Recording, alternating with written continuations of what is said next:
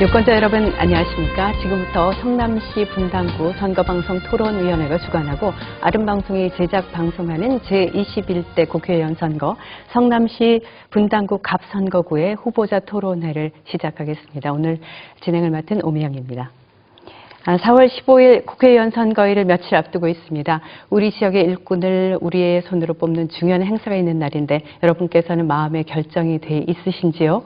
오늘 토론회는 여러분의 현명한 선택과 판단에 도움을 드리기 위해서 마련된 자리입니다. 국회의원 선거 후보자 토론회는 공직선거법 제82조 2에 근거하고 있습니다.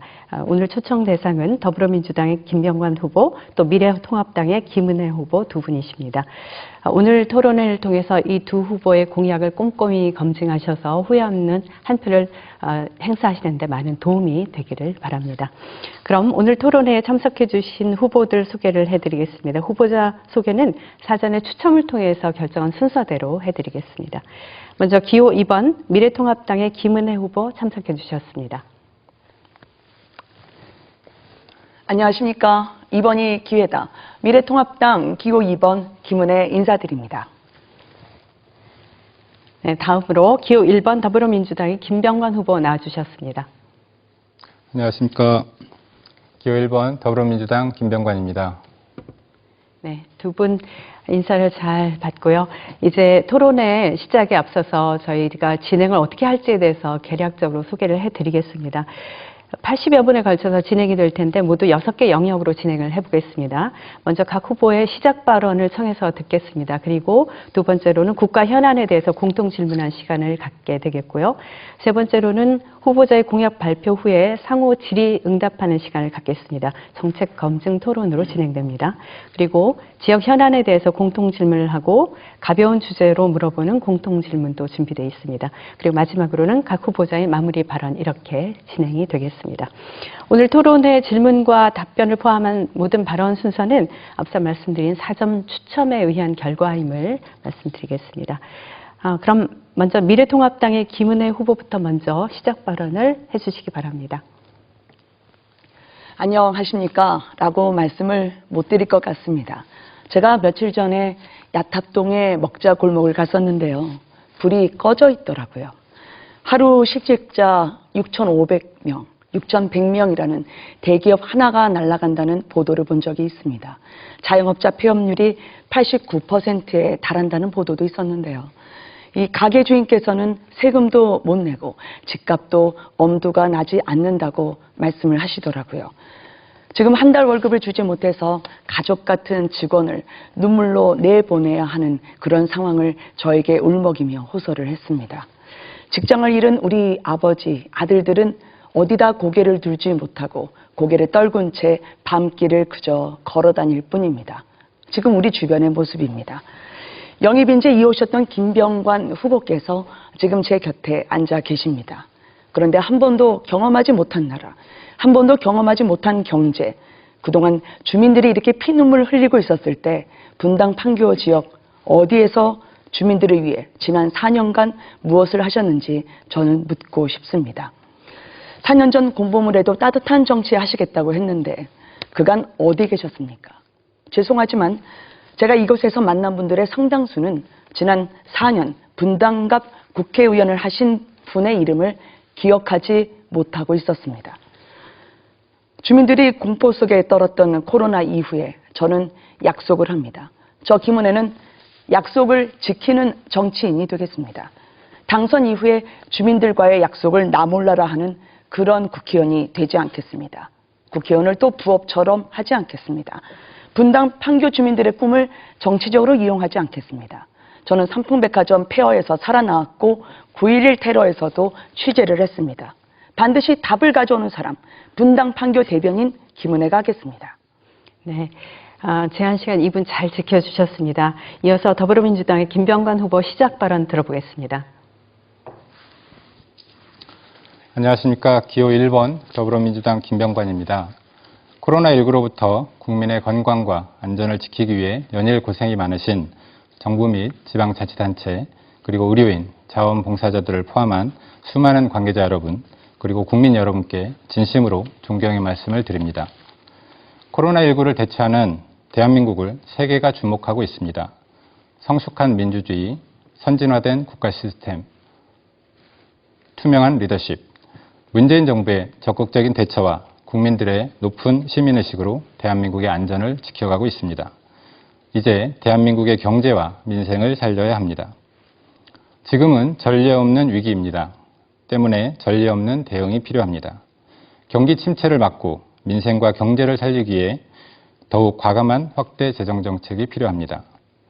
자수성가에서 성공한 경험이 있는 김병관이, 실력 있는 경제 전문가 김병관이 민생을 살리고 경제를 살리겠습니다. 살기 좋은 분당 판교를 만들겠습니다. 존경하는 분당 판교 주민 여러분, 분당 판교의 미래가 대한민국의 미래입니다. 분당 판교의 성공이 대한민국의 성공입니다. 자랑스러운 도시 분당 판교에서 저는 아이를 키웠고 기업도 키웠습니다. 분당 판교가 저를 키워주셨습니다. 이제 분당 판교가 키운 김병관이 분당 판교를 더 키우겠습니다. 분당 판교의 성공 신화를 계속 이어가겠습니다. 반드시 승리해서 분당 판교의 주민들과 계속 함께해 가도록 하겠습니다. 감사합니다. 네, 말씀 잘 들었습니다. 한 10초 정도가 남아 있었는데 마무리를 해주셨네요. 시작 발언을 듣고 나니까 약간 스튜디오의 긴장감이 조금씩 풀리는 그런 느낌이 듭니다. 후보들께서도 아마 선거운동 하시느라고 많이 피곤하실 텐데 이제부터는 어쨌든 편안한 마음으로 토론에 임해주셨으면 고맙겠습니다. 제가 근데 규칙을 좀 설명드려야 되는데 딱딱한 내용이 있습니다. 시간 제한 때문에 그렇습니다. 앞서서도 이제 보셨지만 2분 쓰셨을 때 이제 10초 전에 경고등이 들어오죠. 그래서 경고등을 보시고 시간 조절해 주시면 되고, 질문과 발언 시간 초과를 하시면 부득이하게 저희가 마이크를 작동을 중지합니다. 양지해 주시고요.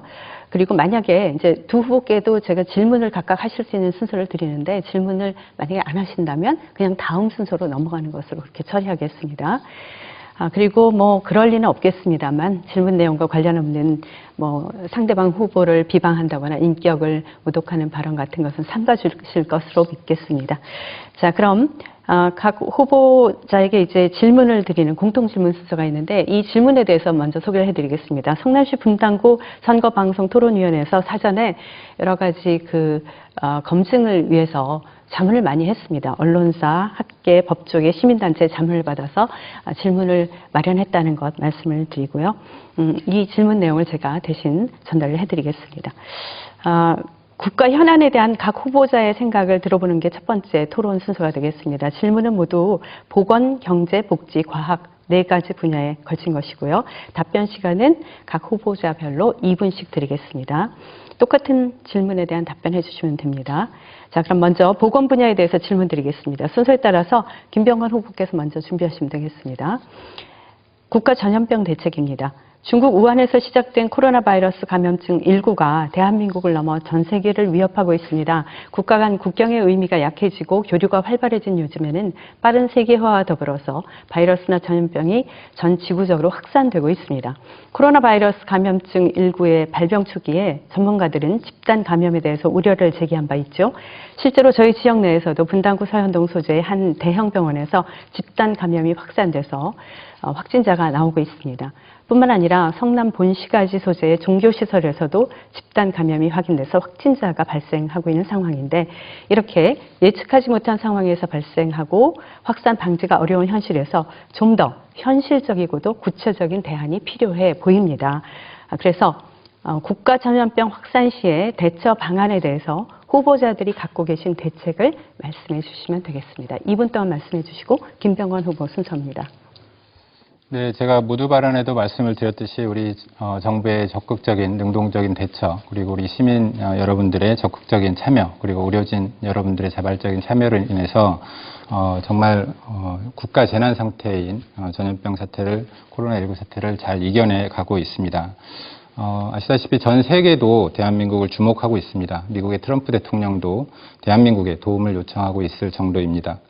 세계 주요 인사들과 주요 언론들도 한국의 효율적이고 신속한 대처 능력에 찬사를 보내고 있습니다.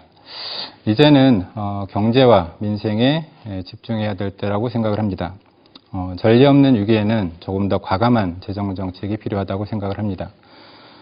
정부에서 소득 하위 70% 이하 가구에 대해서 긴급 재난지원금을 지급할 계획입니다만 저는 조금 더 적극적인 모든 국민들에게 100만 원씩의 긴급 재난지원금을 지급해야 된다고 생각을 합니다.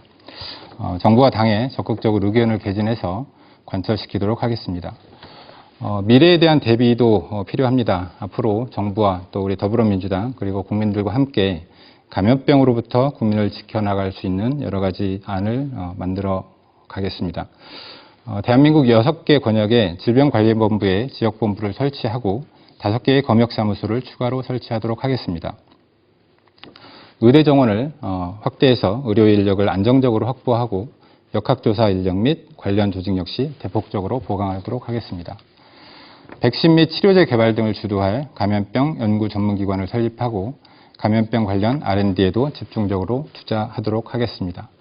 대한민국 코로나19 충분히 극복해 나갈 수 있습니다. 세계에서 가장 빨리 치료제 개발, 백신 개발이 가능할 거라고 생각합니다. 정부와 더불어민주당이 최선의 노력을 다하도록 하겠습니다. 네, 그럼 김은혜 후보 2분간 사용하시면 되겠습니다. 네. 저는 국민의 상처를 정부의 승리로 챙겨가는 나라를 처음 봤습니다. 나라가 해야 할 일을 국민들이 참고 의료진이 견뎌서 버틴 거를 이 문재인 정권은 또 이 총선 전에 시진핑 방안을 추진하기 위해서 중국 눈치 보느라고 중국인 입국을 막지 않았다는 의혹을 받고 있습니다. 그래서 결과적으로 우리 사망자 지금 200명에 달하면서 싱가포르나 홍콩, 대만은 사망자가 한 자릿수입니다. 며칠 전 결과입니다. 좀 전에 의원님 말씀하실 때 제가 귀를 의심했는데요. 재난 기본 기금, 100만 원, 200만 원, 누가 말을 못하겠습니까? 그런데 의정활동을 하신 분인지 궁금합니다. 순서가 잘못됐습니다. 저도 이렇게 재난과 같은 사태 국민들께 다 드려야죠. 그렇지만 어느 세월에 이 돈을 줍니까? 국채 발행까지 말씀을 하셨는데 의정활동 하신 건 맞습니까? 이거 국채 발행하려면 예결위 열어야 되고 상임위 열어야 되고 본회의 통과해야 합니다. 다 죽어가는 마당에 언제 국채 발행하기 위해서 국회를 엽니까? 지금 총선 코앞입니다. 그리고 여야 대표가 그게 4인 가족에 100만 원이든 아니면 한 사람당 50만 원이든 여야 대표가 합의를 모아가는 이 사안에 대해서 문자로 마치 본인이 한 것처럼 오해될 수 있는 문자를 보내신 거에 대해서 저는 이 같은 재난은 정치적으로 이용당하지 않아야 되는데 그런 오해를 낼 수 있는 부분인 것 같아서 좀 아쉽습니다. 그런 분으로 보지 않았기 때문이죠. 정말 급하시다면 이렇게 빙빙 돌려서 돈 줄 것처럼 하지 말고 문재인 대통령 찾아가십시오. 문재인 대통령한테 긴급 재정 경제 명령권 발동해서 지금 즉각 즉시 모든 분들에게 도와주라고 이야기를 하십시오. 그동안 선거 때도 그렇고 3년간 이 정부가 반복한 일 아닙니까? 줄 것처럼 현혹을 하고 국민들에게 그렇게 당선된 뒤에 다른 말 하는 거 이 정부 이번에 되풀이하지 마시고 즉각 하십시오. 줄 것처럼 그렇게 포장하는 거 아무나 할 수 있습니다. 네, 시작 발언 들었습니다. 그럼 이번에는 경제 분야 질문으로 넘어가겠습니다. 김은혜 후보부터 답변하실 순서입니다. 공통질문 바람직한 부동산 정책인데요. 분당구는 2013년부터 2019년까지 주택가격이 평균 42.91% 상승해서 전국 1위를 기록한 바 있습니다. 분당구 주민들은 이러한 현상이 반갑지만은 않으실 것 같습니다. 주택을 소유하고 있는 주민들은 주택가격 상승으로 재산세가 상승하고 종합부동산세 과세 대상자 또한 늘어나게 됐기 때문이죠. 반대로 주택을 소유하지 않은 주민들은 전셋값과 월세값 상승으로 가계부담이 커지면서 결과적으로 서민의 삶도 힘들어졌습니다. 내 집 마련의 꿈을 포기한 사람들도 많다고 하는데 주택 소유자나 무주택자 모두에게 골고루 돌아갈 수 있는 합리적인 정책이 필요해 보입니다.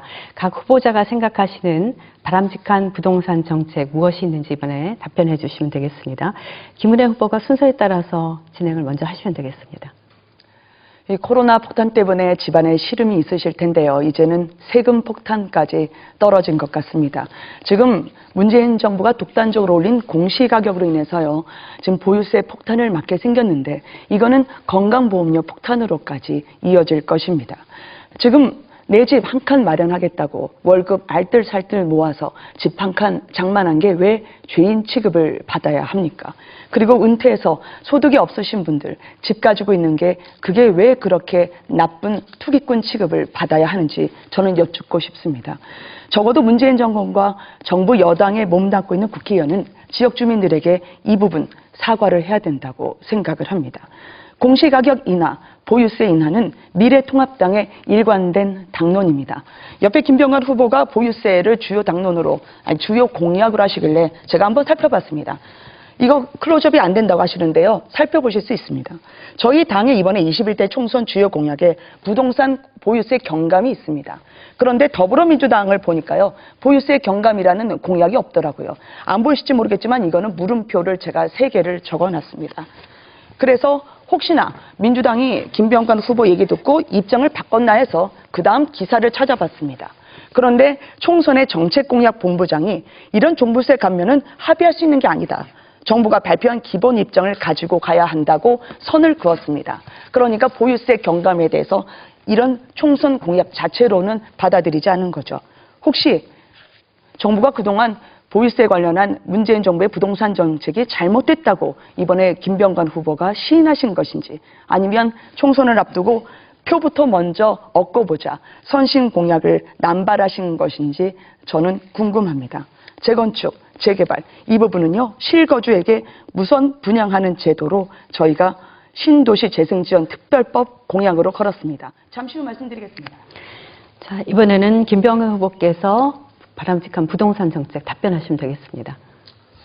네, 무엇보다도 부동산 가격을 안정시키는 것이 무엇보다 중요하다고 생각을 합니다. 그리고 서민 중산층의 내 집 마련을 지원하기 위해서 안정적인 주택 공급을 하고, 또 특히나 신혼부부나 청년들을 위한 공급도 필요하다고 생각을 합니다. 김은혜 후보께서 문재인 정부의 부동산 정책을 세금 폭탄이라고 규정을 하고 공시가격 인상 저지를 말씀을 하셨습니다. 물론 세금 때문에 많은 시민들께서, 국민들께서 힘들어 하십니다. 다만 지금 말씀 주신 공시가격 인상 저지는 아시다시피 우리나라의 부동산 보유세, 거래세는 누진세 개념으로 설계되어 있습니다.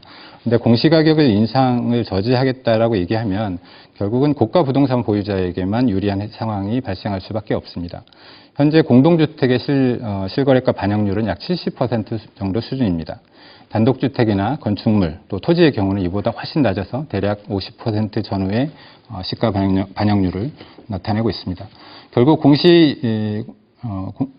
공시가격 인상을 저지를 하게 되면 실질적으로 고가 부동산을 소유하고 있는 분들이 유리한 혜택을 받을 수밖에 없습니다.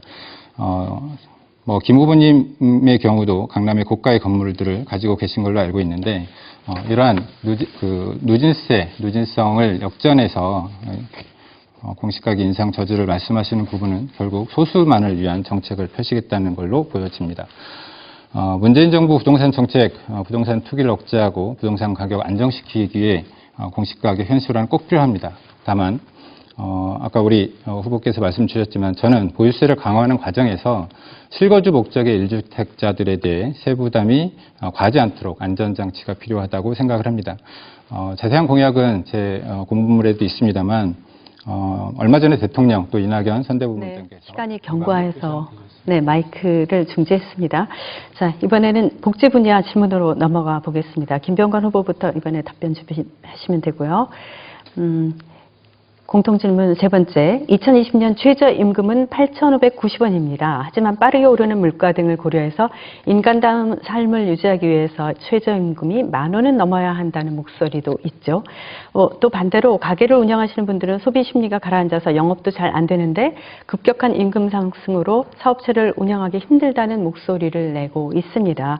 사실 어느 쪽 의견도 틀린 의견 아니고, 또 그래서 이처럼 양쪽 의견이 팽팽한 대립 상황에서 여러 가지 말씀하시는 내용이 있을 걸로 기대가 됩니다. 그래서 각 후보자께서 가지신 최저임금의 가치관이 무엇이고 앞으로 또 어떤 방향으로 나가야 하는지에 대해서 묻고 싶습니다. 김병관 후보께서 역시 2분 동안 발언하시면 되겠습니다. 네, 조금 전에 말이 잠깐 끊겨서 부동산 보유세 경감, 특히나 실거주 1주택자에 대한 보유세 완화 부분에 대해서는 얼마 전에 대통령께서도 완화에 공감하신다는 비슷한 취지의 말씀을 한번 주신 적이 있고요. 현재 이낙연 선대본부장도 우리 선거 이후로 다시 한번 검토해 볼 수 있다 이런 말씀을 주셨던 걸 다시 한번 말씀드리겠습니다. 최저임금은 우리 사회자께서 말씀하신 대로 임금 노동자를 위한 최소한의 안전장치입니다. 그래서 지난 대선 국면에서도 문재인 대통령을 포함해서 홍준표 후보, 다른 후보들도 공통적으로 1만 원 인상안을 공약을 걸었습니다. 다만 최저임금 인상으로 인해서 많은 분들이 특히 중소기업 또 소상공인이 어려움에 처해 있는 것도 사실입니다. 저 개인적으로는 최저임금 인상에 있어서 합리적인 속도감이 중요하다고 생각을 합니다. 그 속도를 일정하게 유지시키는 데 있어서 약간의 실책도 있었다고 저는 판단을 합니다. 중소기업과 소상공인에서 어려움을 끼치는 방향으로 최저임금 인상폭이 나아가다 보니까 거기서 발생하는 여러 어려움들에 계신 분들에 대한 지원도 필수적으로 있어야 된다고 봅니다. 지난 문재인 정부에서 중소기업 또 소상공인에 대해서 최저임금 인상으로 인한 발생하는 어려움들에 대해서는 충분한 지원책을 마련을 했었다는 것을 다시 한번 말씀을 드립니다. 앞으로도 최저임금의 어떤 속도감을 속도감 조절을 통해서 우리 중소기업과 또 소상공인의 어려움이 더 가중되지 않도록 최선의 노력을 다하도록 하겠다는 말씀 다시 한번 드리겠습니다. 네. 자, 그러면 김은혜 후보로 넘어가 보겠습니다. 네, 질문을 하셔서 그거 하나 여쭙고 가려고 하는데요. 2천억 넘는 재산을 가지신 후보님이 상대 이 여성 후보 재산도 제대로 검증하지 않고 인신 비방을 하시는 거에 대해서 유감을 표명합니다. 저는 고가 건물들 가진 적 없습니다. 그리고 사실도 아니고요. 저희 남편이 상속을 받은 게 있는데 그것도 건물 하나가 아니라 일부인데요. 그거를 마치 제가 엄청난 걸 가지고 있는 것처럼 2천억 넘는 분이 이야기하시는 건 유감으로 사과를 받고 싶습니다. 이런 허위 비방 중단하십시오. 제가 여기서 얘기 안 하려고 했는데 가지고 계시는 회사에서 그 수익을 엄청나게 내도 공매도 의혹이나 아니면 현금 배당 한 번 안 했다는 거에 대해서 소액주주들이 들끓고 있다는 거, 회사를 위해서 그러면 국회의원을 하냐, 그런 의혹까지 제기되는 걸 제가 여기서 이야기해야 되겠습니까? 정책에만 집중하시기 바랍니다.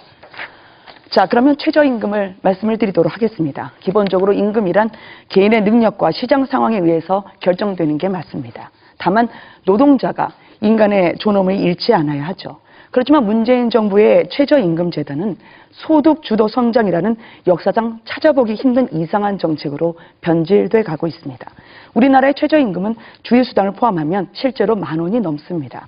갑자기 이렇게 인건비 부담이 커지니까 기업 입장에선 너무 어렵게 되죠. 특히 편의점 가보면 아시겠지만 자신의 식구로 대신 직원을 내보내고 하는 어려움이 있습니다. 피해는 결국 중소기업 그리고 소상공인들에게 돌아갑니다. 소득 주도 성장이란 결국 실업 주도 몰락으로 전락하고 말았습니다. 당장 코로나19로 타격을 받은 중소상인 그리고 중소기업에게 최저임금의 절반가량을 지원하는 직접적이고 즉각적이며 또 상황이 종료될 때까지 이어지는 지원책이 필요하다고 봅니다.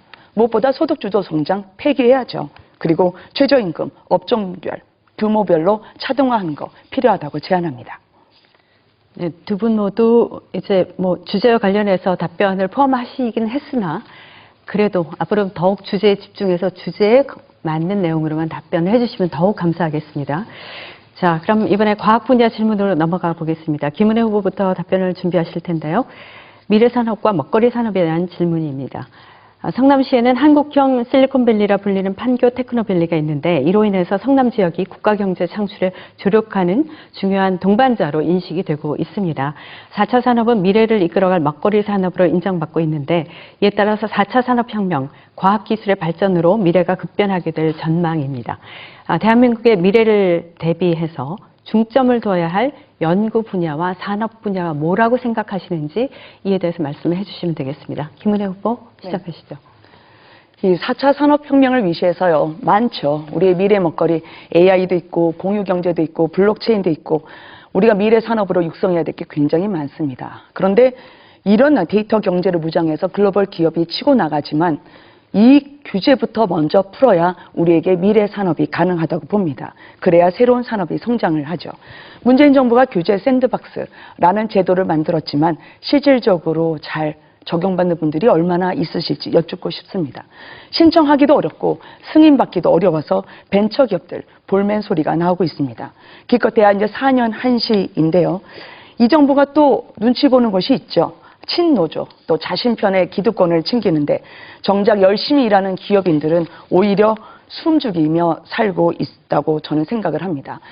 신산업은커녕요, 저는 우리의 그동안 잘 나갔던 분야마저 이 정부가 폐기하고 있다고 생각을 합니다.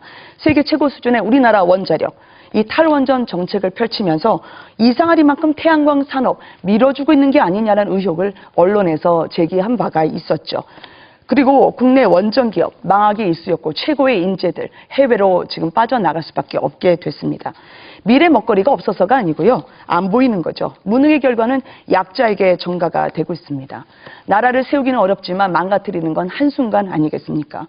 저는 많은 분들이 성실하게 번 재산을 국가가 몇 가지 이름을 붙여서 뺏으려 하고 또 이런 재산이 부도덕하고 부끄러운 일이라고 혼내는 듯한 그런 태도, 분위기 정말 걱정스럽습니다. 그래서 저는 자유민주주의 시장 경제가 먼저 서야 한다고 생각을 합니다. 자유, 창의, 민간 경제, 그 사피는 자유민주주의 시장 경제, 그게 되살아나야 그제서야 미래 산업도 보고 미래 먹거리도 보이고 중요한 걸 중요하게 아는 유능이 살아날 겁니다. 이어서 김병건 후보께서 이에 대해서 답변해 주시죠. 네, 미래의 먹거리 얘기를 하는데 20대 국회 내내 봐왔던 어떤 정쟁의 목소리, 이념의 목소리를 듣는 것 같아서 좀 마음이 아픕니다. 미래 산업 등을 논할 때 어떤 특정 분야나 기술에 주목하는 것은 저는 무의미하다고 생각합니다. 사회 전반에 걸친 흐름을 이해하고 그 변화들이 앞으로 어떻게 우리 사회를 바꿔갈지, 영향을 미칠지 그런 것들을 종합적으로 예측하고 대응 방안을 마련하는 것이 필요하다고 생각을 합니다. 우리가 4차 산업혁명 시대를 많이 말씀드립니다만 4차 산업혁명 시대의 핵심은 다양한 신기술들이 발생을 하고 또 신산업들의 융복합, 또 거기에 따른 산업 재편 이런 것들일 것입니다. 거기에 따라서 가장 중요한 부분은 혁신이라고 할 수 있을 것 같습니다. 문재인 정부에서 또 20대 국회에서 저는 가장 잘한 통과된 법 중에서 가장 잘한 것은 저는 규제 샌드박스 3법이라고 생각을 합니다. 그리고 올 초에 통과됐던 빅데이터 3법 올해 1월에 통과가 돼서 시행을 앞두고 있습니다. 앞으로 이런 데이터 산업 또 융복합 산업 신산업들에 대해서 네거티브 규제를 우선적으로 적용할 수 있는 선도적인 법이 되었던 것입니다. 그리고 선허용 후 규제 방식의 규제 혁신도 지금보다 훨씬 더 강화될 필요가 있다고 생각을 합니다. 규제 샌드박스는 원래 영국에서 금융 분야에 한정해서 추진이 되었었습니다. 하지만 문재인 정부에서는 금융 분야뿐만이 아니고 모든 산업에 걸쳐서 규제 샌드박스 제도를 통해서 네거티브 규제로의 전환 또 규제에 의해서 발목 잡혀 있는 산업을 혁신하기 위해서 또 발전시키기 위해서 규제 샌드박스 3법을 통과시켰습니다. 아직 시행 초기다 보니까 여러 가지 시행착오가 있을 수 있습니다. 앞으로 21대 국회에서 제대로 정착돼 나갈 수 있도록 저희가 최선의 노력을 다해야 될 것입니다. 네, 사회자 공통질문 4가지에 대한 답변을 잘 들어보셨는지요? 이어서 이제 후보자 공약 발표 시간을 좀 가져볼까 합니다. 아마도 유권자 여러분께서도 관심이 많으실 텐데 공약 발표를 할 수 있는 시간을 드리겠습니다. 그리고 발표 후에는 후보자 간의 상호 질의응답이 이어지도록 하겠습니다. 정책 검증 토론 시간이 되겠습니다. 공약 발표 시간은 5분이고요. 발표 끝나면 이에 대한 질문을 하셔야 되니까 상대 후보께서는 그 질문을 준비하시는 그런 시간을 가지시기 바랍니다. 그리고 질문에 대해서는 추가 질문까지 해서 모두 2번의 기회를 드릴 테니까 잘 활용을 하시면 되고 질문 시간은 1분을 엄수해 주십시오. 그리고 답변 시간은 그에 대한 답변 시간은 2분을 사용하시면 되겠습니다. 자, 그럼 정책 검증 토론 시간 먼저 김은혜 후보의 공약 발표를 듣겠습니다. 5분의 시간을 활용해서 공약을 발표해 주시면 되고 김병건 후보께서는 이에 대한 질문 2가지를 준비하시면 되겠습니다. 시작해 주시죠. 네, 저 김은혜는 약속을 지키는 정치인이 되겠습니다. 첫째로 문재인 정권이 올린 보유세, 공시가격, 김은혜가 인하시키겠습니다. 보유세 공시가격 인하는 미래통합당의 당론입니다. 제1야당의 힘으로 김은혜가 반드시 바로잡겠습니다. 부동산 가격 공시에 관한 법률을 개정해서요, 공시가격을 정부가 국회의 동의 없이 독단적으로 변경하는 것을 막겠습니다. 둘째로 진정성 있는 분당 재건축 반드시 추진하겠습니다. 지난 세월에 강남 분당 이 재개발 재건축에 반대해온 정당이 어딘지, 또 찬성을 하고 밀어붙인 정당이 어딘지 조금만 찾아보셔도 그 진정성의 차이를 느끼실 수 있을 겁니다. 김은혜는 분당 재개발 재건축 진짜로 합니다.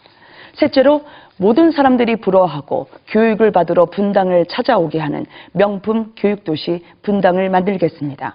그래서 국제화 중고교를 유치하겠습니다. 지역 학생을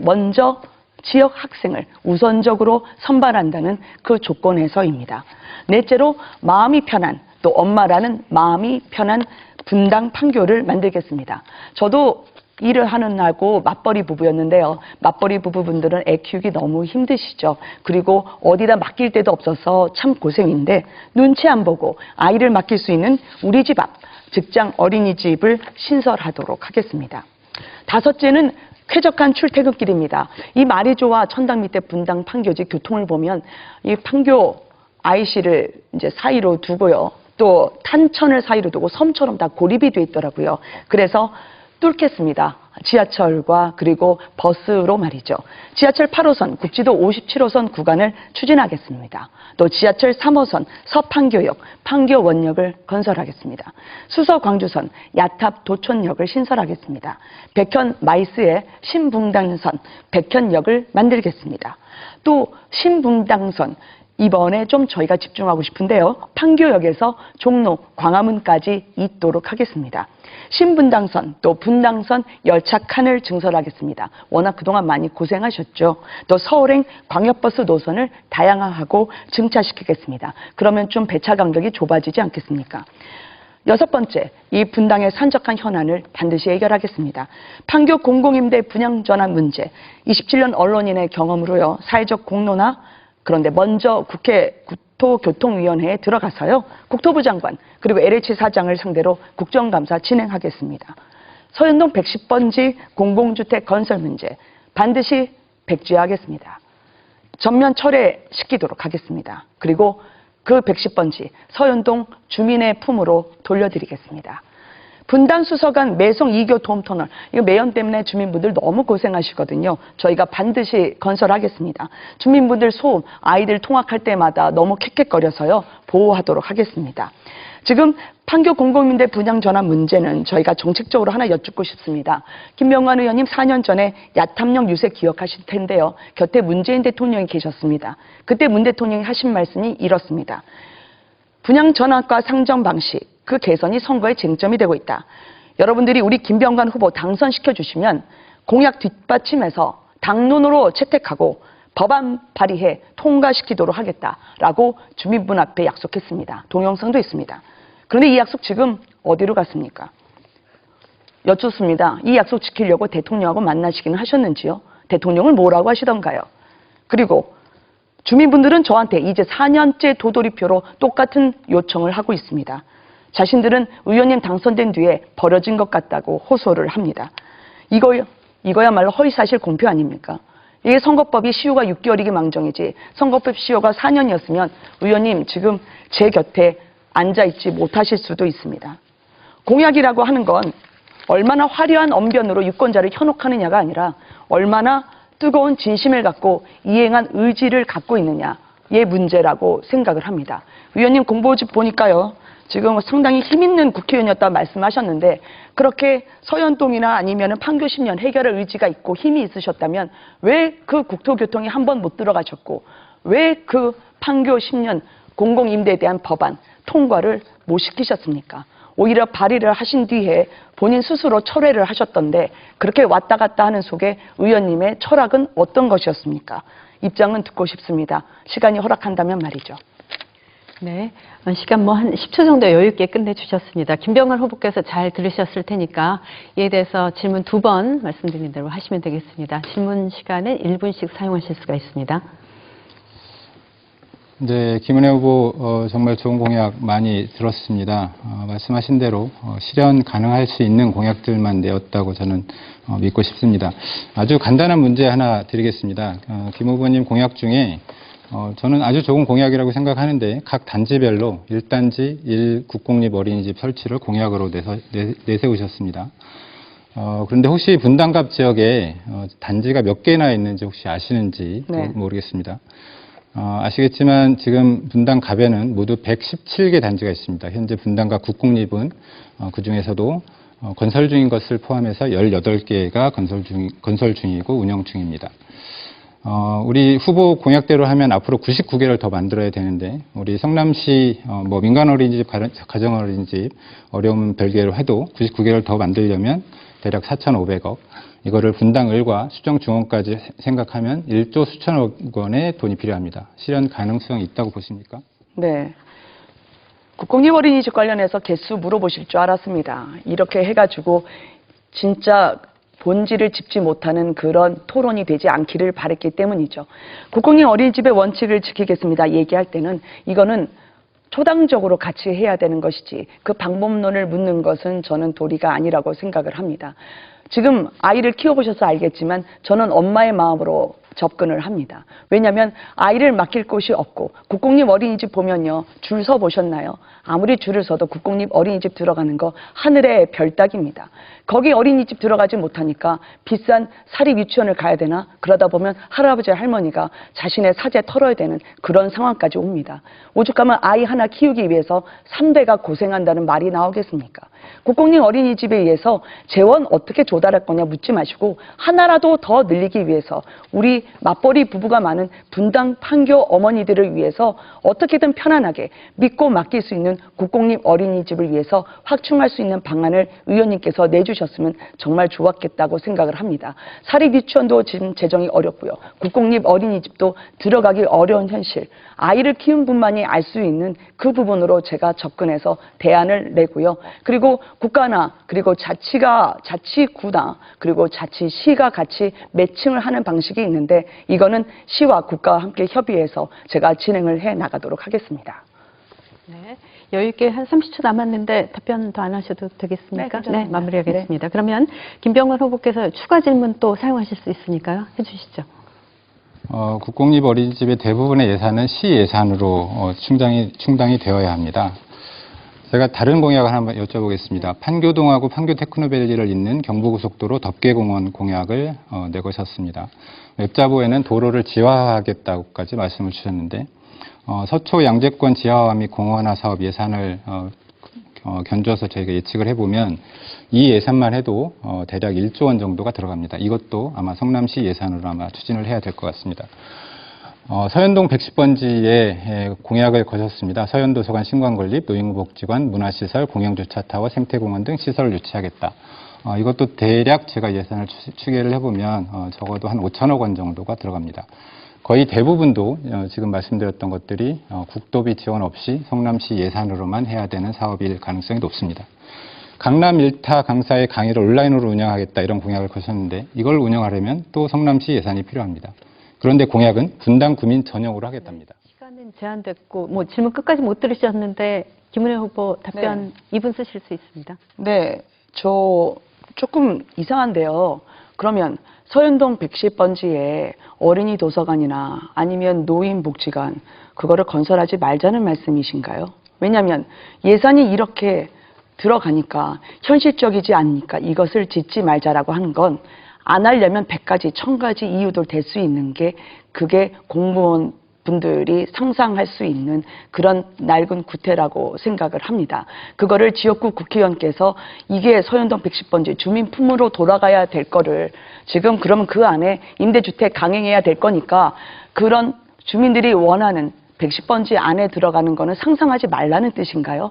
그거는 제가 조금 의심스럽습니다. 그리고 어린이 도서관 지금 거기 도서관 가보셨나요? 사람도 없습니다. 굉장히 작습니다. 어린이들 손잡고 갈 수 있는 도서관도 없습니다. 노인복지관, 판교에도 있습니다. 저도 판교 노인복지관 보면서 굉장히 보기 좋아서 부러웠습니다. 근데 그거 서현동에 들어가면 안 되는 겁니까?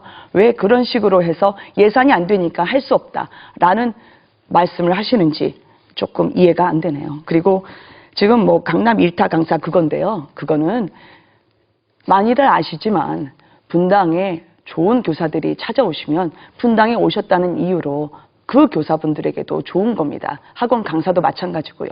강남구청에서도 이미 실시를 하고 있는 거고 많은 분들이 또 실제로 1타 강사들이 분당에서 온라인 그 관련한 거에서 추진이 되고 있습니다. 그러니까 하나하나 좀 투집을 잡지 마시고요. 좀 굵직하게 정책 공약 물어봐 주셨으면 좋겠습니다. 또 그렇게 해주시리라 믿습니다. 네. 자, 답변까지 잘 들어봤습니다. 후보자들의 공약과 관련해서 정책을 꼼꼼하게 살펴보는 정책 검증 토론을 진행하고 있고요. 이번 순서는 김병관 후보께서 공약을 발표하실 순서입니다. 역시 시간은 5분을 부여해 드리겠습니다. 성남시의 1년 가용 예산은 대략 3천억 내외입니다. 지금 김은혜 후보께서 말씀하셨던 그 공약들을 다 추진을 하려면 아마 30년이 가도 다 할 수가 없을 겁니다. 공약은 선심성 또 포퓰리즘식으로 남발해서는 안 된다고 생각을 합니다. 실현 가능한 공약만 내걸었으면 좋겠다는 말씀을 다시 한번 드리고 저는 지키지 못할 약속하지 않겠습니다. 최근 발생한 N번방 사건, 천인 공로할 반인륜적인 사건이었습니다. 운영자를 비롯해서 공범, 가담자 전원에 대해 엄벌을 내려 다시는 이런 디지털 성범죄가 발생하지 않도록 하겠습니다. 저는 현재 더불어민주당 디지털 성범죄 근절 대책단 위원으로 활동하고 있고 20대 국회에서 반드시 N번방 재발 방지법을 통과시키도록 하겠습니다. 특히 아동과 여성을 상대로 한 성범죄에 대해서는 어떠한 관용도 없이 엄벌에 처해서 아이와 여성 또 안심한 사회를 만들어 가도록 하겠습니다. 성남시가 만들어진 지 이제 50년 가까이 됩니다. 분당 30년 그리고 판교 10년 이제 분당 판교의 10년 후를 대비해야 된다고 봅니다. 더 나아가서 50년 후에 성남의 앞으로의 50년의 미래를 준비해야 될 때라고 생각합니다. 때문에 공약의 실현 가능성이 저는 무엇보다 중요하다고 봅니다. 저는 지난 4년 동안 100여 차례의 토론회와 그보다 훨씬 많은 주민 간담회를 거쳐서 주민 의견을 듣고 21대 총선을 준비해 왔습니다. 아까 김 후보께서 한번 지적을 주셨는데 1주택자 보유세 완화법으로 보유세를 낮춰드리겠습니다. 주민의 주거비 부담이 상당해지고 있습니다. 장기 보유 1주택자에 대한 재산세와 종부세 공제 한도를 확대하고 보유별, 거주 기간별, 실거주 목적의 주택 소유자의 양도소득세 부담과 대출 규제도 완화하겠습니다. 그리고 최초 매입가 기준으로 재산세를 부과해서 가격 변동에 따라서 재산세가 달라지지 않고 내가 내는 세금이 얼마일지 예측 가능하도록 세제를 개편하도록 하겠습니다. 내년이면 분당 건설된 지 30년이 돼갑니다. 법적으로 재건축할 수 있는 시기가 도래했습니다. 재건축과 리모델링을 통해서 미래도시 분당을 만들어 가겠습니다. 2030 성남시 도시주거환경 정비 기본계획에 빠져있는 분당 재건축을 2022년, 23년에 아마 타당성 검토를 진행할 텐데요. 그때 꼭 반영될 수 있도록 하겠습니다. 분당 재건축을 반영해서 분당 재건축의 법적, 행정적 근거를 마련하도록 하겠습니다.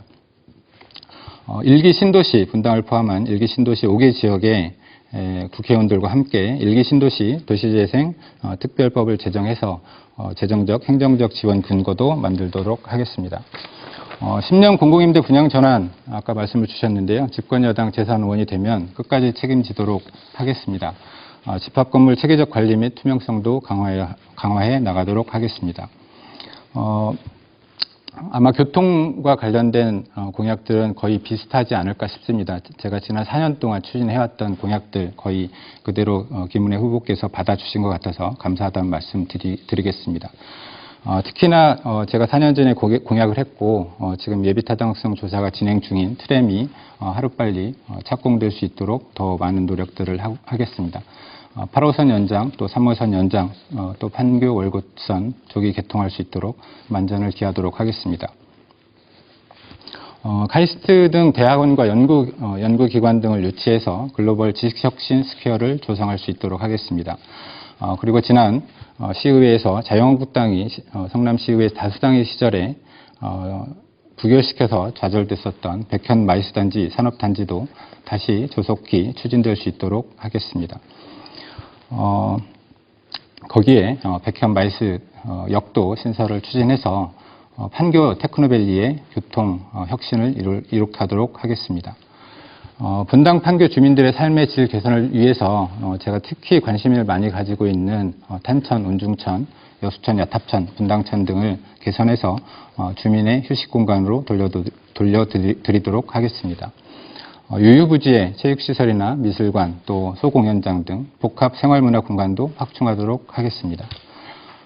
존경하는 분당 판교 주민 여러분, 제가 김은혜 후보의 공약을 들으면서 조금은 아쉬운 생각들이 많이 들었습니다. 조금 전에 말씀드렸지만 실현 가능한 공약 저는 제시되었으면 좋겠다 싶었습니다. 너무 선심성, 포퓰적인 공약만 있다 보니까 좀 아쉬웠습니다.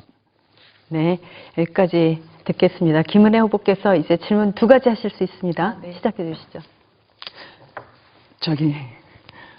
공보물 이제 지금 시청자 여러분들 다 받아보셨을 건데요. 누가 누군 건지 좀 구분이 되십니까? 그게 그거인 것 같습니다. 이해합니다. 좋은 거는 따라 해야죠. 왜냐하면 제가 1기 신도시 재생지원 특별법이라고 해서 이 오자마자 좀 야심차게 준비해서 냈는데 그게 딱 김병관 의원님 공보물에 이게 바로 토시 거의 틀리지 않고 들어가 있더라고요. 저는 의원님 거 공보물 보면서 제 공보물 보는 줄 알고 깜짝 놀랐습니다. 이 질문을 드리도록 하겠습니다. 좋은 건 얼마든지 따라하셔도 됩니다. 우리가 분당을 위해서 살지 본인을 위해서 살아야 되겠습니까? 1주택자 보유세 완화법 말씀을 하셨습니다. 이게 또 공약의 또 첫 번째로 대표적으로 걸으셔서요. 제가 궁금한 게 주거 최초 매입가 기준 재산세 부과라고 하는데 그럼 만약에 처음에 10억 주고 사셨는데 나중에 그 아파트 5억으로 떨어지면 어떻게 됩니까? 10억 기준 재산세 내야 됩니까? 네, 답변하시죠. 아마 김은혜 후보께서 국회의원에서 입법 활동을 안 해보셔서 그런 질문을 하신 거라고 생각이 드는데요. 당연히 법 기술적으로 시가가 하락할 때는 그에 맞춰서 세금도 감면하도록 할 수밖에 없습니다. 그리고 공시직 그 최초 매입가 기준으로 재산세를 부과하더라도 여러 가지 이유 때문에 공시지가는 계속 공시가격은 계산을 하고 해야 되기 때문에 그 시가가 감소하는지 아닌지는 충분히 저희가 예측 가능하고 계산할 수 있기 때문에 거기에 맞춰서 당연히 세금도 내려가야 된다고 보고 있습니다. 지금 이 제도는 세상에서 갑자기 툭 튀어나온 제도가 아닙니다. 미국에서 이미 시행하고 있는 제도고 미국에서 수십 년간에 걸쳐서 지금 안정적으로 제도화되어 있는 그런 세제라는 걸 다시 한번 말씀을 드리겠습니다. 이 법을 제가 이제 얘기한 이유는 아시다시피 우리 분당 판교에는 은퇴하신 분, 또 은퇴 후에 소득이 일정하신 분, 또 연금으로 생활하시는 분들, 이런 분들이 많이 계십니다. 어쩔 수 없이 공시가격은 계속 오를 수밖에 없는데 그러다 보니까 본인의 재산세에 대한 예측 가능성이 급격하게 떨어지고 있고 그리고 저희 대한민국이 수십 년에 걸쳐서 시가 반영률을 계속 올려가고 있습니다. 공시가격에서 시가에 반영하는 비율을 올려가고 있는데요. 그 흐름은 당연히 계속 해야 된다고 보는데 그에 따라서 저는 우리 중산층 서민들의 보유세, 재산세의 부담이 과도해야 하면 안 된다라는 그런 취지에서 1주택자 보유세 완화법을 말씀드렸다는 말씀을 다시 한번 드리겠습니다. 네, 그러면 또다시 추가 질문을 하실 수 있는데요. 네. 아니 그러면 법이라고 쓰시면 안 되죠. 그때마다 아까 계산이란 말씀 쓰시는데 그렇게 어물쩍 넘어가시면 안 된다고 생각합니다. 그러면 확실하게 무슨 거주 기간별로 양도소득세를 부담한다든지 그러니까 그런 말씀을 하신 게 법이라 하시면 딱 정해지는 거니까요. 그러니까 여기서 최초 매입가 기준 재산세 부과한다면 국민분들이 그대로 믿으시죠. 이렇게 해서 현혹시키지 말라고 제가 말씀을 드리는 겁니다. 또 하나는 그러면 보유세를 낮춰서 주거비 부담을 덜어드리겠다라고 이야기를 하셨는데 그러면 1가구 2주택자에 대한 대안은 뭐가 있으십니까? 또 건강보험료가 이제는 공시가격이 오르면 상승이 돼서 또 하나의 세금 폭탄이 될 텐데 그거에 대한 대안은 뭘 갖고 계시는지요? 1가구 2주택자는 여전히 세금을 강하게 부과해야 된다고 보시는지 여쭙고 싶습니다.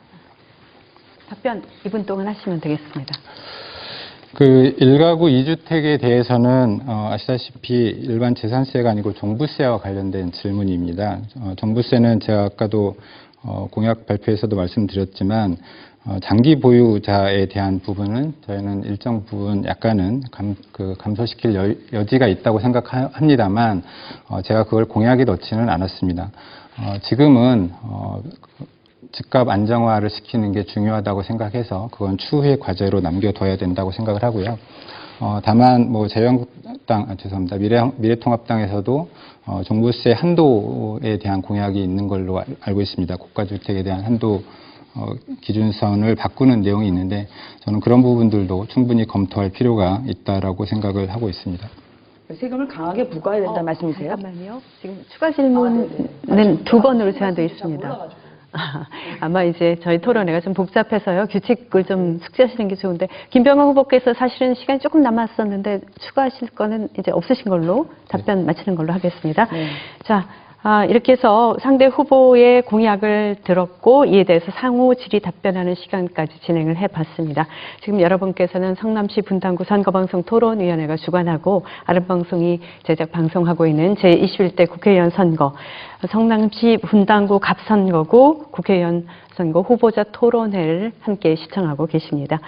자, 그러면 이제 다음 순서는 성남시 분당구 갑지역에 한해서 이 당면한 현안을 좀 여쭤보고자 합니다.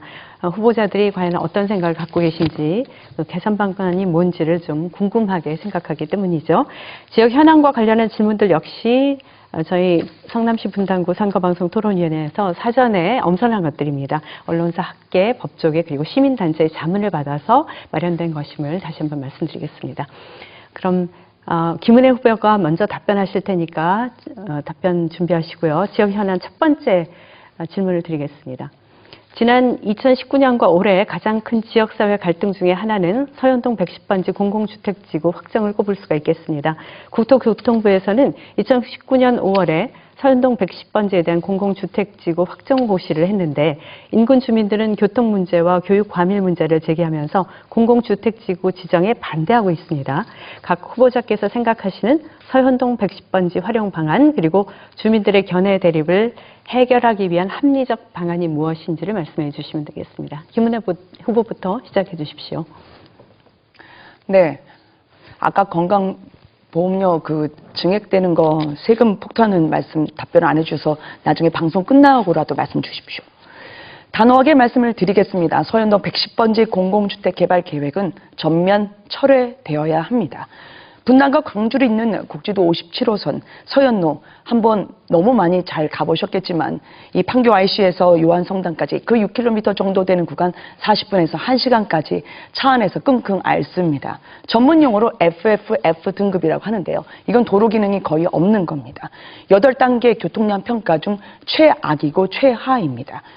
교육 환경 문제도 심각을 합니다. 이미 서현동 인근 학교의 과밀화는 심각한 수준입니다. 그런데 새로운 학교 시절 대책 없이 통합학교 진짜 되나요? 어떻게 보증하죠? 무려 3,000세대의 희망타운이 들어온다면 들어오실 분이나 아니면 계신 분이나 지금 자녀들은 학교를 험한 차도 따라 버스 타고 집보다 훨씬 먼 곳에 학교를 다녀야 할지 모릅니다. 주민들이 동의할 리가 없죠. 집회도 하고 지역구 의원도 찾아가 뵀다고 하는데 거의 찾아뵐 수가 없었다고 하고 초청장을 드렸는데도 안 오신 경우가 더 많았다고 하더라고요. 문재인 정부의 국토교통부는 그 사이 일방적으로 서현동 110번지를 신혼희망타운으로 지정을 했습니다. 청년분들 오셔야죠. 그리고 신혼부부들 오셔야 합니다. 그러나 순서가 문제라고 생각합니다. 그리고 이런 프레임, 마치 서현동 주민들을 님비 현상의 주도자인 것처럼 언론을 통해서 보이는 것처럼 매도하고 있습니다. 저는 분노할 수밖에 없습니다. 문재인 정권에 분노하고 상황이 이렇게 되도록 방치한 성남시장, 여당 국회의원에게 대체 무엇을 했는지 묻고 싶습니다. 지하철 8호선 연장해야 됩니다. 당장 국지도 57호선 교통 문제 해결해야 하고요. 그렇지만 서현동에는 3,000세대 감당할 기반시설 땅이 없습니다. 여러분들에게 말씀하셨던 것처럼 어린이 도서관, 생태공원 주민들에게 돌려주십시오.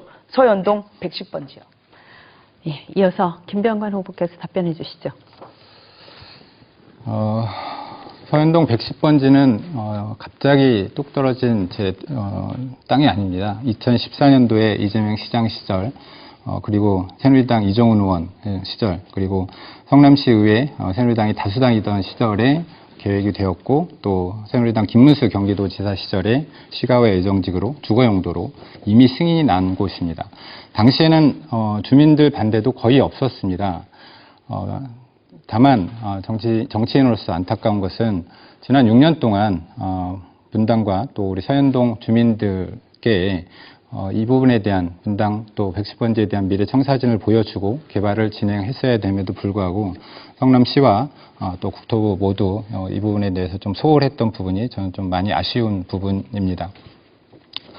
그렇다고 해서 지금 와서 무조건 철회를 외치는 건 저는 정치인으로서 무책임한 부분이라고 생각합니다. 과거에 내가 추진한 정책이 아니라고 해서 무조건적인 철회를 외치는 것은 옳지 않다고 봅니다. 우리 주민들께서 여러 가지 우려를 표명을 하십니다. 교통 문제, 교육 문제, 환경 문제 여러 가지 말씀을 주시고, 저도 나름 국토부 또 LH 또 서울시, 성남시 이 관계자들 만나서 여러 가지 대책 마련 노력을 했습니다.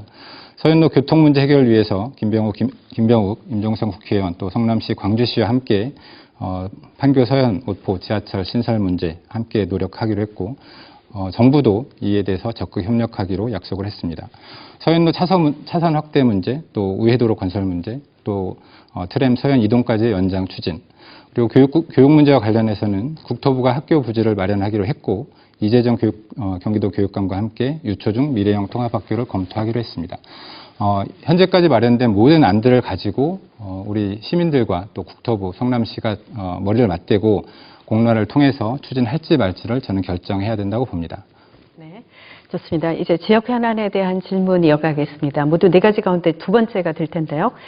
김병관 후보가 이번에 먼저 답변하실 차례입니다. 분당은 건설된 지 25년이 넘은 일기 신도시입니다. 아파트 연식도 노후화돼서 층간소음, 협소한 주차장, 낡은 엘리베이터 문제와 함께 단지 간 갈등이 불거지고 있습니다. 이로 인해서 아파트 재개발과 재건축 등의 다양한 도시 재생 수요가 있습니다. 분당구 주민의 생활 환경을 개선하고 또 지역 특색까지 살리는 도시 재생 사업에 해법이 있으시면 말씀해 주시면 되겠습니다. 역시 2분 동안 시작을 해 주시죠.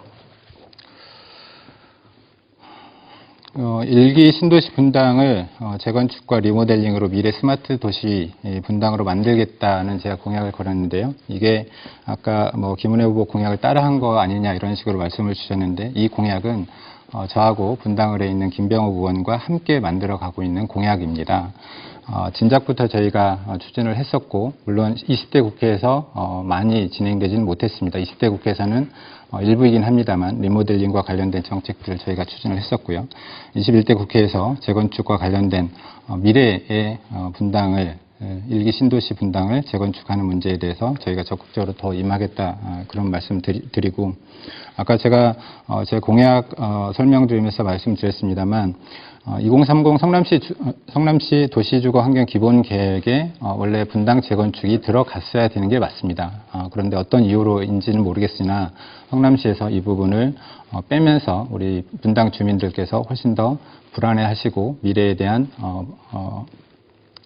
청사진을 못 보고 있어서 더 많은 아쉬움을 표하고 계신다고 생각을 합니다. 그래서 아까 말씀드렸지만 일기 신도시 5개의 신도시가 있었습니다. 이 신도시가 동시에 200만 호 건설을 통해서 추진됐었는데 동시에 재건축이 될 수가 없습니다. 그렇기 때문에 일기 신도시 재건축 특별법을 만들겠다 저희가 공약을 걸었던 거고요. 그리고 저도 이제 순회동에서 오래 살았습니다만 우리 이제 분당 아파트들이 기반 시설들이 상당히 노후화되어 있습니다. 이렇기 때문에 전반적인 환경에 대해서는 우리 주민들의 만족도가 높지만 우리 아파트 자체에 대한 여러 가지 노후화 문제에 대해서 여러 가지 불편함들을 호소하고 계시기 때문에 이런 부분들 미래의 분당 신도시를 어떻게 만들어갈지에 대해서 우리 주민분들과 함께 머리를 맞대고 최선을 다해서 설계를 해 나가도록 하겠습니다. 이어서 김은혜 후보 2분 동안 하시면 되겠습니다.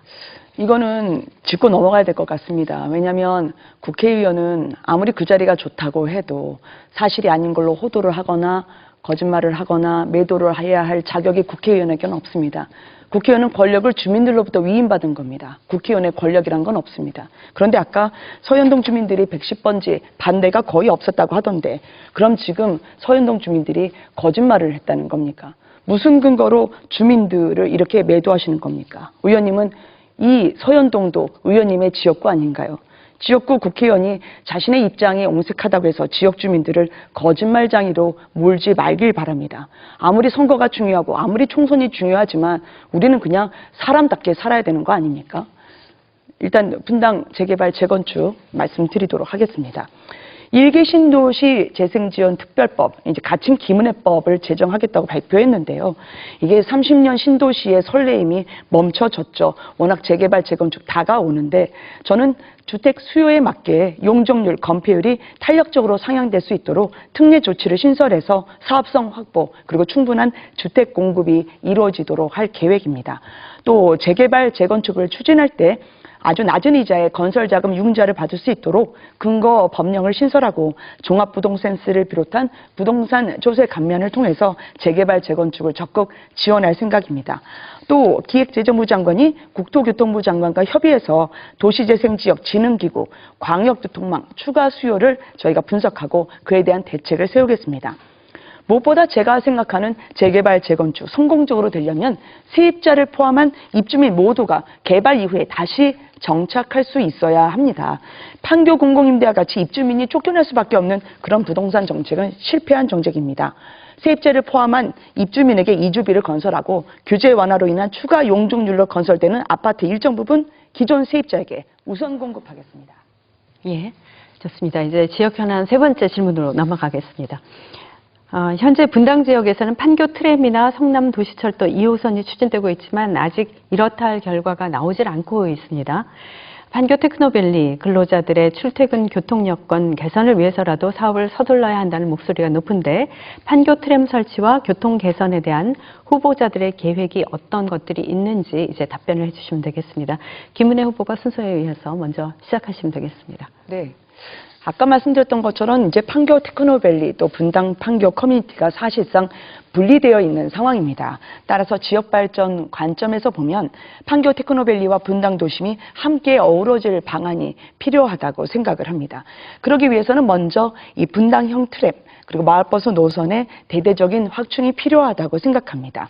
서현역, 야탐역 같은 주요 역세권뿐만 아니라 분당 본도심, 주거단지 곳곳까지 거미줄처럼 거미줄 네트워크가 이어져야 된다고 생각하고요. 그리고 젊은 직장인들을 위한 판교 테크노밸리 연합기숙사가 필요하다고 생각합니다. 워낙 땅값도 비싸고 집값이 비싸니까 테크노밸리 사시는 분들이 제대로 그 안에서 살기가 쉽지 않지 않습니까? 먼 곳에서 힘들여서 출근하고 퇴근하는데 분당 판교를 기반으로 이분들이 자리 잡을 수 있도록 그 징검다리 역할을 판교 테크노밸리 연합기숙사를 통해서 해야 한다고 생각합니다. 무엇보다 저는 분당 판교에 새로운 길을 열겠습니다. 지하철 3호선 그리고 8호선을 분당 판교 구석구석까지 연장하도록 노력하겠습니다. 또한 신분당선을 판교역에서 종로, 광화문까지 있겠습니다. 워낙 판교에서 서울로 가시는 거 상당히 어려웠잖아요. 아울러 수서 광주선 야탑 도촌역 신설하고요. 출퇴근 때 지옥철로 변신하는 분당선의 열차칸을 증설해서 분당 판교 신지하철 시대를 만들어 가도록 하겠습니다. 이 마지막으로 서판교역에서 여의도, 광화문, 강남역, 대학로, 신림, 사당, 인덕원 등을 향하는 광역버스 신규 노선을 대폭 확충하겠습니다. 제가 9003번 보니까 기사님이나 손님들이나 다 유리창에 얼굴 붙이고 가는 콩나물 시루가 출근길, 퇴근길 여전하더라고요. 기존 노선에 대한 배차 간격 줄이기 위한 버스 증차하고요. 서판교, 분당 본도심과 운행하는 마을버스 확충해서 하나 되는 분당 판교 만들겠습니다. 네. 판교 테크노밸리 주거 교통 문제에 대해서 질문을 드렸는데 같은 질문에 대해서 김병관 후보께서 이제 2분간 답변을 하시면 되겠습니다. 네, 제가 아까 서현동 110번지 관련해서 2014년도에 주민 반대가 거의 없었다고 말씀을 드렸는데 좀 왜곡하고 호도하시는 것 같습니다. 그 이후로 주민들의 반대가 분명히 있었습니다. 최근에 있었고 성남시와 국토부가 거기에 대해서 우리 주민들의 의견을 청취하지 않았기 때문에 그 부분은 비판받아야 마땅하다는 말씀을 제가 다시 한번 드립니다. 우리 사회자께서 판교 트램과 관련돼서 이렇다 할 결과가 없다라는 식으로 말씀을 주셨는데 이건 좀 사실을 잘못 알고 계신 것 같습니다. 판교 트램은 제가 4년 전에 공약에도 걸었던 내용이고 내걸었던 내용이고 이 부분 어렵게 우리 판교 트램과 관련된 수정부의 김태년 의원님 또 분당 의뢰 김병욱 의원님과 합심해서 작년에 국토부 그리고 기재부 또 성남시와 적극적으로 협의해서 작년에 비로소 기재부 예비타당성 조사 대상 사업으로 선정이 되었습니다. 이것만으로도 사실 대단한 성과이고 아마 올해 예비타당성 조사가 아마도 7월 정도에 끝나는데 7월에 끝나게 되면 최종적으로 확정이 돼서 판교 트램이 건설될 수 있지 않을까 생각이 됩니다. 여기에 덧붙여서 지금 아까 110번지 할 때도 제가 말씀을 드렸습니다만 저희가 최초 계획 단계에서는 서현 이동까지의 트램 노선을 반영을 하지 못했습니다. 이 부분에 대해서 제가 서현 이동까지 노선 변경을 할 필요가 있다는 부분 다시 한번 말씀을 드리고요. 테크노밸리가 판교 트램이 또 다른 의미가 있습니다. 서판교와 동판교가 지금 이제 경부고속도로를 기준으로 해서 나눠져 있는데 아마 판교 트램을 통해서 서판교와 동판교가 이어질 수 있는 그런 기능도 하게 될 수 있을 거라고 생각을 하고 특히나 아까 김은혜 후보 말씀하신 광역 버스가 아닌 판교 트램을 통해서 훨씬 더 교통 불편이 해소될 수 있지 않을까 저는 그렇게 생각을 하고 있습니다. 네. 잘 들었습니다. 그러면 이제 지역 현황과 관련해서 마지막 질문 드릴 텐데 김병관 후보께서 이번에는 먼저 답변하시면 되겠습니다. 요즘 대부분 가정이 맞벌이 부부 형태이다 보니까 아이를 낳아도 마땅히 맡길 곳이 없는 것이 현실이 되고 있습니다. 아이를 낳아서 믿고 맡길 수 있는 아이 돌봄 서비스에 대한 필요성이 확대되고 있습니다만 아직 부족하다는 의견이 많습니다. 맞벌이 부부를 위한 아이 돌봄 서비스를 어떻게 확대할 수 있을지에 대한 답변이 지금 이 질문에 대한 답변입니다. 답변을 요구하는 것입니다. 그래서 김병관 후보께서 먼저 시작을 해주시면 되겠습니다. 네, 제가 임기 중에 백현 3단지 다함께 돌봄센터를 우리 시의원들과 함께 만들었습니다. 다함께 돌봄센터를 만들었는데 우리 부모님들이 너무 좋아하시는 걸 제가 봤습니다. 그리고 판교 종합사회복지관에도 다함께 돌봄센터가 추가로 들어올 예정입니다. 그래서 제 공약에도 있습니다만 다함께 돌봄센터를 우리 분당 전 지역에 확대하는 공약을 제가 추진하도록 하겠습니다. 이와 더불어서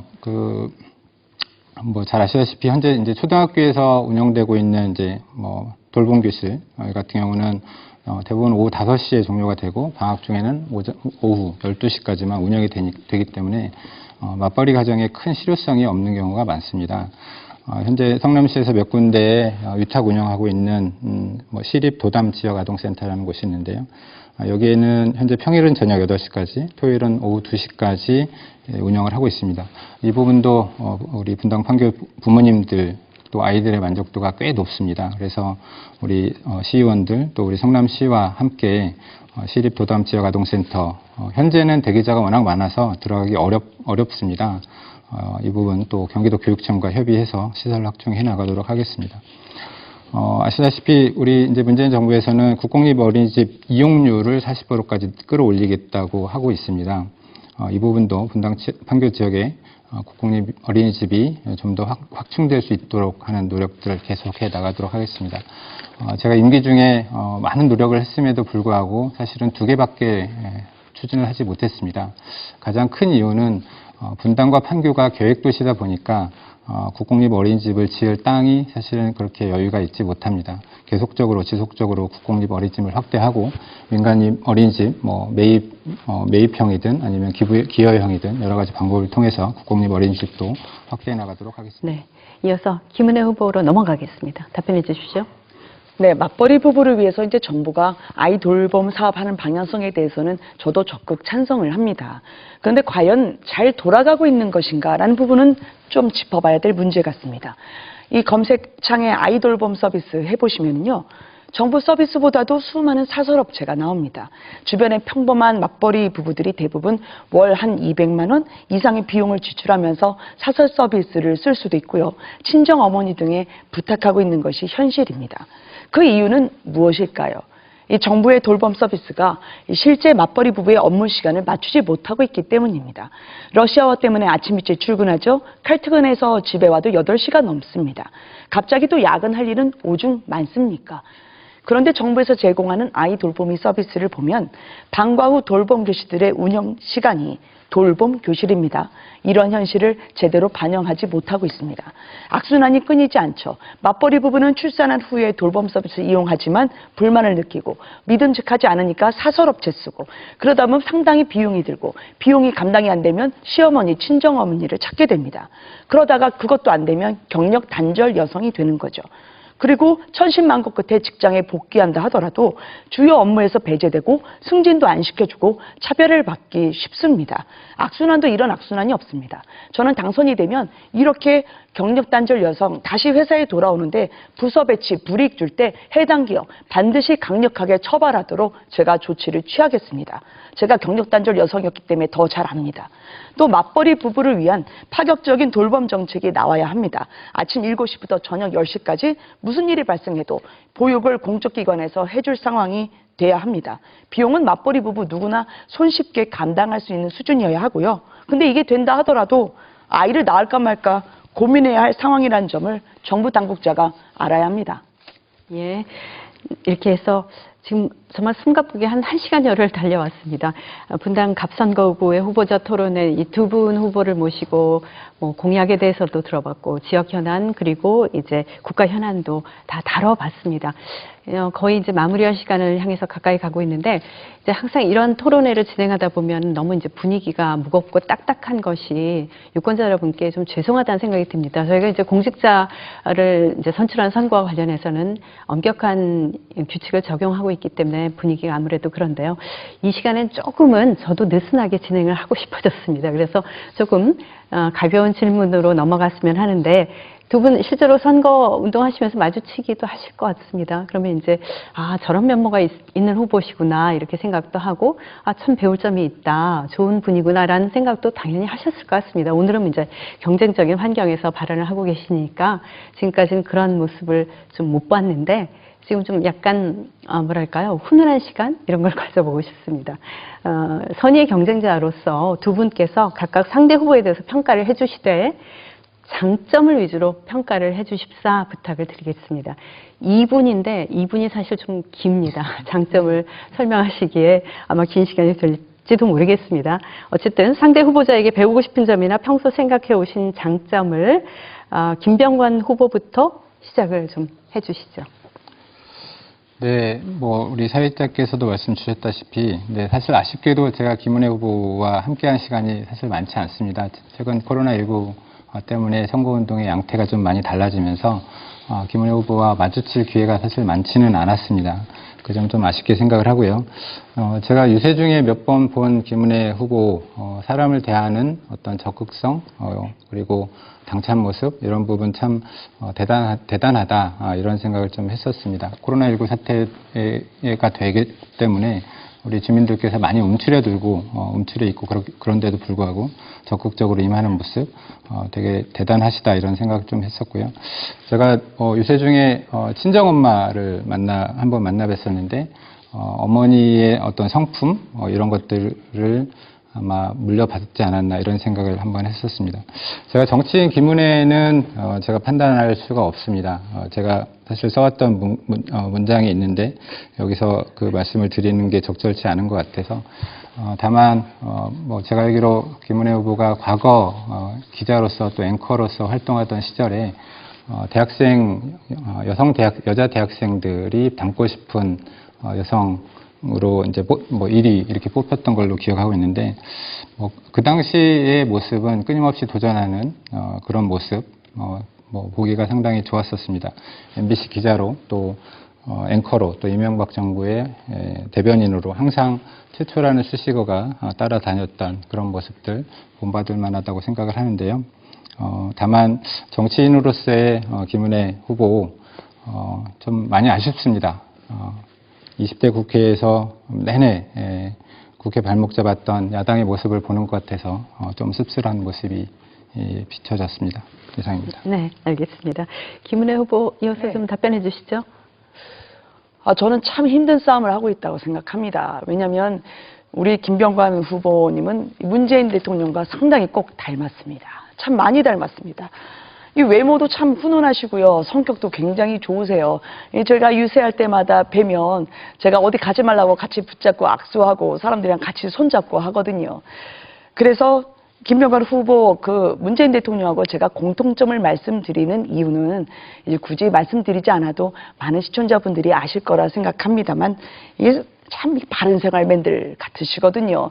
교과서 같이 이렇게 딱딱 답도 하시고 그런데 이게 정말 궁금한 거에 대해서 이렇게 핀포인트로 집어내는 속 시원한 그런 답을 얻지 못해가지고 오늘도 이 코로나19 때문에 저희의 토론을 들으시는 게 후보를 선택하는데 가장 중요한 시간이 되실 텐데 속 시원하게 아직 제가 드렸던 문제, 질문 2개 중에 답을 아직 안 하셨거든요. 그거 꼭 나중에라도 해주시기 바랍니다.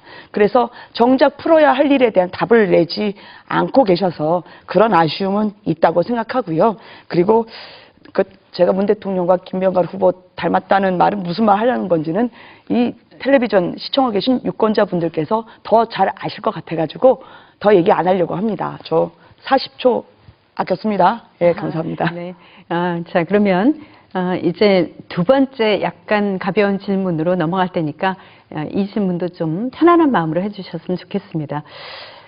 각 후보자께서는 지금껏 살아오면서 가장 본받고 싶고 존경하는 인물이 있으실 텐데 과연 누군지 그 이유가 무엇인지를 말씀해 주시면 되겠습니다. 네, 김은혜 후보부터 시작을 해 주시죠. 저는 한 사람 있습니다. 4년 전 김병관 후보입니다. 왜냐하면 그분은 게임업계 입지전적인 인물이셨습니다. 또 흑수저 출신으로 말씀하시면서 수천억의 자산가가 되셨고요. 그때 제가 김병관 후보 공범을 보면서 정말 감동받았습니다. 왜냐하면 스토리도 정말 진실됐고요. 게임업계 진짜 많은 개발자 분들에게 이분은 대박의 상징이었습니다. 그때 이분이 이 청년들의 롤모델로 청년 세대를 좌절하게 하는 문제를 해결하겠다고 직접 국회에 뛰어드셨죠. 선명하게 기억을 합니다. 그 이후에 4년 뒤는 잘 모르겠습니다. 제가 이번에 매니페스토하고 경기방송에서 이거 김병관 의원님이 직접 제출을 하신 겁니다. 5대 핵심 공약에 대한 실천 공약 검증을 했습니다. 매니페스토하고. 그런데 의원님께서 냈던 이 공약 중에요. 창업날개법, 내 집 마련 징검다리법, 기초노령연금법, 분당 판교 교통인프라 확충 다 안 된 걸로 돼 있습니다. 그리고 이 부분에 대해서 이분들이 한 줄 평을 내놓으셨더라고요. 역부족, 우리무중. 그러면 우리가 앞으로도 4년 동안 우리무중인 상태로 가야 됩니까? 그래서 저는 분당 판교 주민분들 같은 경우에는 워낙 교육 수준, 정치 수준이 높으시기 때문에 과연 우리에게 얼마나 철저한 해답을 갖다 줄 수 있는지, 발로 뛰는 사람이 누구일지 판단하실 수 있는 건 지난 4년이 마치 아무 일도 없었던 것처럼 갈아엎고 새로 출발한다는 거는 저는 의미가 없다고 생각을 합니다. 더더군다나 이제 김병관 의원님 같은 경우에는 워낙 사업에 역량과 장점이 있으시기 때문에 아까 장점할 때 얘기할 걸 그랬나요? 그냥 계속 사업을 하시면 어떨까? 그래서 우리나라의 국가 발전, 벤처 비즈니스를 부흥시키시고 왜 이런 힘든 정치를 계속 하시려고 하는지 안쓰럽지만 격려와 위로를 드립니다. 자, 존경하는 인물에 대한 답변을 저희가 요청드리고 있습니다. 김병관 후보 이번에 답변해 주시죠. 네, 4년 전에 김병관의 모습을 존경해 주신다니 다시 한번 감사드립니다. 4년 동안 우리 청년들을 위해서 정말 열심히 일했고 대한민국의 경제 발전을 위해서 또 분당 판교 발전을 위해서 열심히 일했습니다. 그 결과로 우리 청년 친화 우수 국회의원 3인에 뽑히는 4년 동안 결과를 바탕으로 그 3인에 뽑히는 영광도 얻었었고요. 그리고 인터넷 기업 협회라든지 스타트업 포럼 등 여러 곳에서 인정을 받고 상도 받고 했었던 또 우리 당에서 국정감사 우수의원으로도 뽑혔던 그런 기억들이 다시 오버랩됩니다. 저는 사실은 제가 가장 존경하는 분은 지금 돌아가시는 저희 아버지십니다. 물론 그 시절에 많은 아버지들께서 그렇게 하셨겠지만 저희 아버지도 어머니도 그러시지만 본인보다는 항상 가족을 위해서 희생하셨던 그런 모습들 제가 나이가 들어가면서 제가 아버지와 같은 삶을 살 수 있을까 이런 생각을 다시 하게 만드는 나이가 들어가면서 더 아버지에 대한 존경심이 더 커지고 있습니다. 저희 아버지는 농사꾼으로 하셨고, 사실 초등학교도 제대로 졸업하지 못한 거의 무학 수준이었지만, 사실 자식 교육을 위해서 도시로 또 공장으로 가셨습니다. 정말 힘들게 고생하시면서 자식 교육을 하셨고, 저희 아버지와 같은 많은 분들이 대한민국의 경제 발전을 이루고, 저희 자식 세대에 대한 교육, 또 우리 대한민국을 만들어 왔다고, 기틀을 만들어 왔다고 저는 생각을 합니다. 제가 나이 먹으면서 저희 아버지와 같은 삶을 살기 위한 노력들 더 하도록 하겠습니다. 예, 알겠습니다. 이렇게 해서 오늘 토론회에서 마련한 모든 질문 그리고 그에 대한 답변까지 잘 들어봤습니다. 토론회를 마칠 시간이 가까워졌는데 마지막 순서로 두 후보의 마무리 발언을 청해서 듣도록 하겠습니다. 오늘 토론회에서 미처 하지 못한 말씀이 있거나 또 유권자들에게 당부하고 싶은 말씀 함께 전해주시면 되겠습니다. 발언 시간은 후보자당 각 2분씩 역시 드리도록 하고요. 순서는 김병관 후보부터 시작을 하시면 되겠습니다. 준비되셨으면 하시죠. 네. 네, 사랑하는 국민 여러분 그리고 분당 판교 주민 여러분, 오늘 토론회 어떻게 보셨습니까? 저는 토론 내내 마음이 좀 많이 답답했습니다. 제가 20대 국회의원 생활을 하면서 내내 야당의 발목 잡기에 좀 마음이 많이 안타까웠습니다. 국민들의 민생을 외면한 채로 정쟁에 휩쓸렸던 그런 야당의 모습을 오늘 김 후보한테서 보는 것 같아서 오버랩 때는 그 모습을 보면서 많이 씁쓸했습니다. 저는 그렇게 생각합니다. 이번 선거는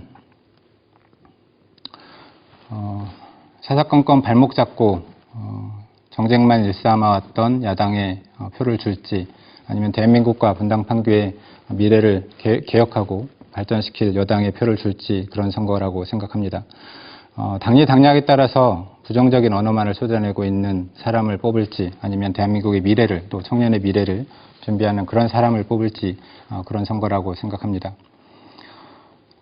이번 선거는 선거를 이제 막 준비하는 사람을 뽑을지, 준비하고 검증된 사람을 뽑을지 하는 그런 선거라고 생각을 합니다. 본인이 낸 공약에 대한 예산 마련을 어떻게 할지에 대한 구체적인 청사진 없이 그냥 하면 된다라고 얘기하는 그런 무책임한 후보는 뽑지 않았으면 좋겠습니다. 강남을 잘 아는 사람을 뽑을지, 아니면 분당 판교를 잘 아는 사람을 뽑을지 우리 유권자들께서 잘 판단해 주시리라고 생각을 합니다. 저는 분당 판교에서 십수년간 우리 아이들을 키우고 기업을 일궈왔습니다. 지난 4년간 우리 주민 대표로서 대한민국과 분당 판교의 미래를 위해 열심히 일해왔습니다. 다시 한번 일할 기회를 주신다면 힘 있는 여당 재선 의원이 돼서 분당 판교 발전을 이끌겠습니다. 지역 난제인 판교 10년 공공임대 전환 문제, 서현동 110번지 문제도 현명하게 잘 해결해 나가겠습니다. 고맙습니다.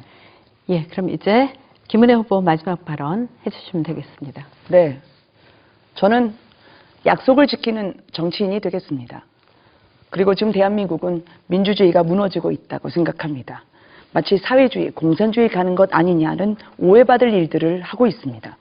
재산세, 소득세, 그리고 강제적인 최저임금 적용, 소득주도 성장, 이걸 보면 정말 우리가 진정한 자유시장 경제를 하고 있는지 의구심이 듭니다.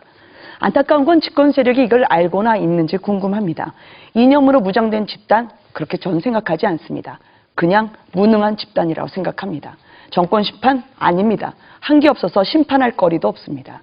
저는 여러분들께 말씀드립니다. 제가 유권자들을 만나 뵈면 마스크 쓰시고 저한테 다가와서 두 손을 꼭 붙들고 하시는 말씀이 있습니다. 제발, 좀 더 길면 제발 끝내달라는 겁니다. 그런 절규를 들으면서 제가 상식적이고 정상적인 나라로 원상 회복시켜달라는 뜻으로 이해를 합니다. 정의와 공정, 마치 혼자 다 하는 것처럼 현혹하고 겉과 다른 위선의 실체, 여러분 목격하시지 않았겠습니까? 조국 장관 실태 때 봤죠. 그런데 이번 선거에서는 1번 뽑으면 조국이 살아 돌아온다 라고 하는 그런 우스갯소리가 나돌고 있더라고요. 김병관 의원님 조금 전에 4년 동안 청년위에 열심히 일했다는데 조국 전 장관의 위선으로 낙담했던 청년들을 위해서 그 힘센 지도부에 계시면서 공식적으로 조국 전 장관에 대해서 어떤 말을 하셨는지, 왜 침묵을 지키셨는지 저는 묻고 싶습니다. 김병관 의원님 가슴속엔 청년이 있었습니까? 김병관 의원님 가슴속엔 분당 판교가 있었습니까? 저 김은혜는 국회의원을 부업처럼 하지 않겠습니다. 저 김은혜는 마치 명함에 장식용으로 국회의원 이력을 달지 않겠습니다. 그리고 약한 자에게 약하고 강한 자에게 강한 기자 때 초심 그대로 대한민국의 미래, 우리 아이들의 미래, 분당 판교의 미래가 걸린 이번 총선에 한번 꼭 기회를 주십시오. 분당 판교의 희망이 되겠습니다. 네, 두 분 후보자들의 마무리 발언까지 모두 들어봤습니다. 모쪼록 유권자 여러분께서 이 토론회를 끝까지 지켜보시면서 공약과 정책을 검증해서 소중한 한 표를 행사하는 데 현명한 판단을 얻으셨기를 기대합니다. 오늘 열띤 토론을 벌여주신 후보자 두 분 다시 한번 감사를 드리고요. 네, 끝까지 시청해주신 시청자 여러분께도 거듭 감사드립니다. 이 토론회는 4월 8일 낮 12시 아름방송을 통해서 다시 시청하실 수가 있습니다. 그리고 중앙선거방송토론위원회 홈페이지, 네이버 TV, 중앙선거방송토론위원회 유튜브를 통해서도 선거일까지 다시 보기를 통해서 보실 수 있다는 것 기억해 주시기 바랍니다. 그럼 이것으로 성남시 분당구 선거방송토론위원회가 주관한 제21대 국회의원 선거, 성남시 분당구 갑선거구 후보자 토론회를 모두 마치겠습니다. 감사합니다.